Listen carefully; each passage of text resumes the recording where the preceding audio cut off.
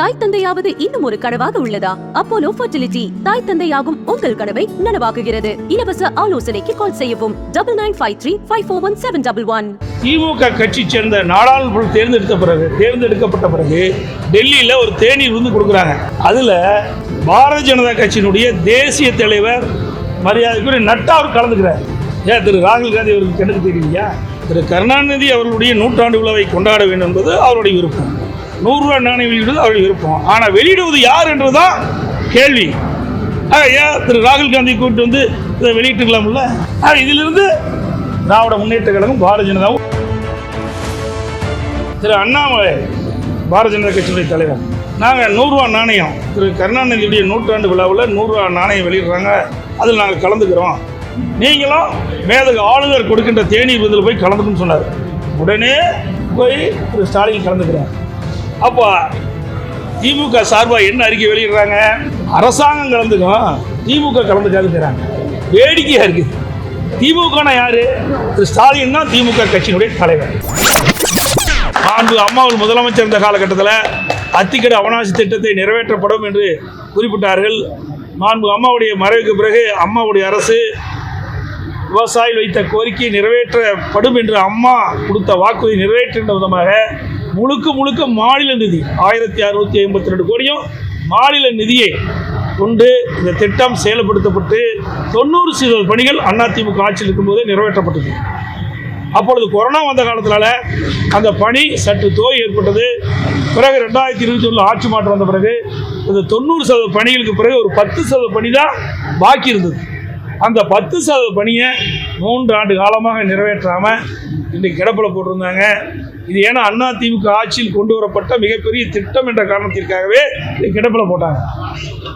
இந்த அரசு நினைத்திருந்தால் 6 மாதத்தில் இந்த 10% பணியை நிறைவேற்றப்பட்டு இந்த ஏரி குளங்கள்லாம் நிரப்பியிருக்கலாம். ஆகவே வேண்டுமென்றே திட்டமிட்டு தான் இந்த பணியை நிறைவேற்றலை. இதனால் 2.5 ஆண்டு காலம் விவசாயிகளுக்கு கிடைக்க வேண்டிய நீர் கிடைக்காமல் இருப்பதற்கு காரணம் விடியாதிமுக அரசு. விமான நிலையம் விரிவாக்கம், அதுக்கு லேடம் நாம் கொடுத்தோம், தேவையான நிதி கொடுத்தோம்.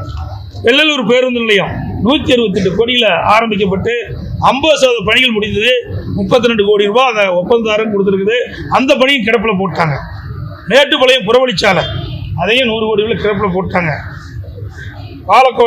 பாலக்காடு சாலை, பொள்ளாச்சி சாலை, மேட்டுப்பாளையம் சாலை, அவனாசி சாலை ஆகிய முக்கிய சாலை அனைத்தும் விரிவாக்க அதிமுக ஆட்சி. 6 அதிமுக ஆட்சி இருக்கின்ற போது 6 புதிய தலை மற்றும் அருகில் கல்லூரி கொண்டது. மேட்டுப்பாளையம், அவனாசி, பல்லடம், தொண்டாமுத்தூர், பொள்ளாச்சி, புளியங்குளம் இப்படி பல இடத்துல அரசு கலை மற்றும் அறிவியல் கல்லூரி கொண்டு வந்ததும் அதிமுக ஆட்சியில். அத்திக்கடை அவனாசி திட்டம் 2வது திட்டம், அதற்கும் அதிமுக ஆட்சியில் விரிவான திட்டம் தயாரிக்கின்ற பணி நடைபெற்றுக் கொண்டது. இந்த ஆட்சியில் கைவிடப்பட்டு விட்டது. காவல் கண்காணிப்பாளர் அலுவலகம் 6 கோடியில், மாவட்ட ஆட்சி அலுவலகம் 19 கோடியில் செயல்பட்டது. அதோட இந்த கோவை மாநகர மக்கள் இன்றைக்கு தங்கு தடை இல்லாமல் பயணம் செய்வதற்கு மெட்ரோ ரயில் திட்டம், அதையும் அதிமுக ஆட்சியில் தான் திட்டமிடப்பட்டு விரிவான திட்ட அறிக்கை தயாரிக்கப்பட்டது. அதுவும் ஆம வேகத்தில் தான் இந்த ஆட்சியில் நடைபெற்றுக் கொண்டது. அதே போல மேற்கு புறவெளிச்சாலை அதிமுக ஆட்சியில் நிலமெல்லாம் எடுக்கப்படி முடிஞ்சுது. அது ஒரு பகுதி தான் இப்போ ஒப்பந்தம் விட்டுருக்குறாங்க, மற்ற பகுதியில் கிடப்பில் கிடக்குது. இப்படி ஏராளமான திட்டங்களை கோவை மாவட்டத்திற்கு வழங்கியிருக்கிறோம், கோவை மாநகராட்சிக்கு வழங்கியிருக்கிறோம். ஆனால் விடியா திமுக அரசு பொறுப்பேற்ற பிறகு ஒரு திட்டம் கூட இந்த கோவை மாநகராட்சி கொண்டு வரல, கோவை மாவட்டத்துக்கு கொண்டு வரல.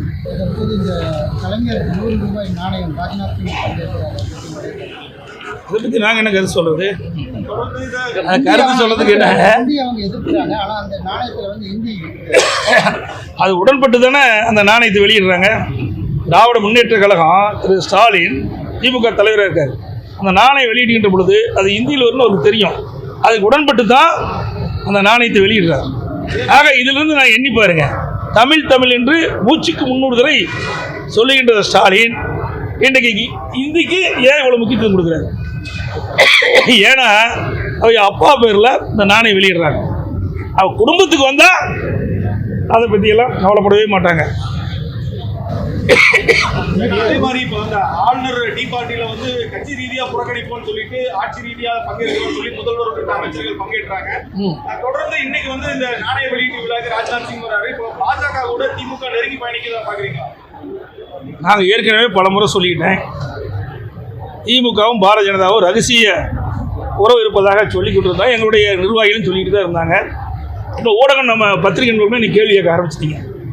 ஆனால் பாரதிய ஜனதா கட்சிக்கும் திமுகவும் ரகசிய உறவு இருப்பது என்றது வெட்ட வெளிச்சமாகிவிட்டது. சில விளக்கத்தை மட்டும் நான் இந்த நேரத்தில் சொல்கிறேன். இந்த தேநீர் விருந்தை பற்றி நீங்கள் கேட்டுக்கிறீங்க. ஆர்எஸ் பாரதி திமுகவுடைய அமைப்பு செயலாளர் திரு ஆர்எஸ் பாரதி ஒரு அறிக்கை வெளியிட்டார். திராவிட முன்னேற்ற கழகம் மேலக ஆளுநர் கொடுக்கின்ற தேநீர் விருந்தில் கலந்து கொள்ளாது. ஆகஸ்ட் 15ஆம் தேதி அதற்காக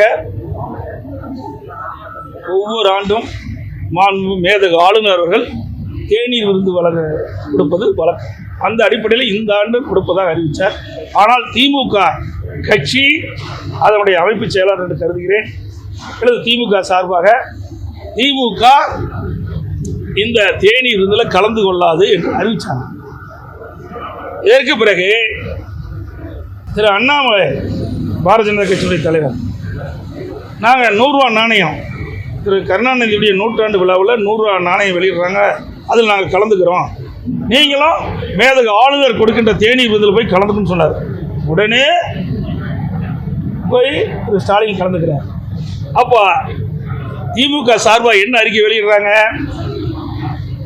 அரசாங்கம் கலந்துக்கும், திமுக கலந்துக்காதுக்கிறாங்க. வேடிக்கையாக இருக்குது. திமுகனா யாரு? திரு ஸ்டாலின் தான் திமுக கட்சியினுடைய தலைவர். திரு துரைமுருகன் தான் திமுக கட்சியுடைய பொதுச் செயலாளர். ஆக தலைவரும் கலந்துக்கிறாரு, பொதுச் செயலாளரும் கலந்துக்கிறாரு. ஆக திமுக கலந்து கொண்டதில்லை. ஆக இரட்டை வேடம் போடுகின்ற கட்சி திமுக கட்சி. எப்படி ரகசிய உருவுகின்ற இருப்பாருங்க. திரு அண்ணாமலை சொல்கிறாரு, அவரு 100 ரூபா நாணயம் திரு கருணாநிதியுடைய 100ஆண்டு விழா 100 ரூபா நாணயம் வெளியிட்ட பொழுது நான் கலந்துக்கிறேன், அதில் நீங்கள் போய் இதில் கலந்துக்க அப்படின்னு சொல்லிக்கிட்ட பொழுது இதிலிருந்து வெளிப்படையாக தெரியும் அவருடைய உறவை வெட்ட வெளிச்சமாக்கி. பிறகு திமுக கட்சி சேர்ந்த நாடாளுமன்ற தேர்ந்தெடுக்கப்பட்ட பிறகு டெல்லியில் ஒரு தேநீர் விருந்து கொடுக்குறாங்க. அதில் பாரதிய ஜனதா கட்சியினுடைய தேசிய தலைவர் மரியாதைக்குரிய நட்டா அவர் கலந்துக்கிறார். ஏன் திரு ராகுல் காந்தி அவருக்கு கணக்கு தெரியலையா? அதே போல் திரு கருணாநிதி அவருடைய சிலையை திறக்கிறாங்க சென்னையில். அப்போ யார் திறக்கிறா?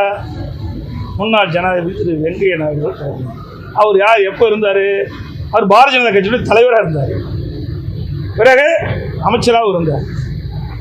அந்த கட்சியை சார்ந்த ஒருவரை வைத்து தான் திறந்தார்.